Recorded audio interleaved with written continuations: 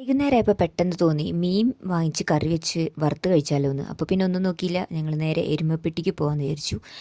ഏട്ടനൊറ്റയ്ക്ക് പോയാൽ മതിയായിരുന്നു, പിന്നെ പാവ ഒറ്റയ്ക്ക് പോകേണ്ടതെന്ന് വെച്ചാൽ ഞങ്ങളും കൂടി കയറിയിരുന്നു.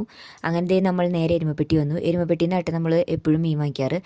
അങ്ങനെ നമ്മുടെ മീൻകടയിലെത്തി നോക്കിയപ്പോൾ കുറേ അധികം മീനൊക്കെ ഉണ്ടായിരുന്നു. ഞങ്ങളതിന്ന് ചെമ്മീൻ വാങ്ങിച്ചാലോന്ന് ആദ്യം വിചാരിച്ചു. പിന്നെ വീട്ടിൽ വന്ന് നമ്മൾ തന്നെ നന്നാക്കണമല്ലോ, വേറെ ആരും നന്നാക്കി തരില്ലല്ലോ.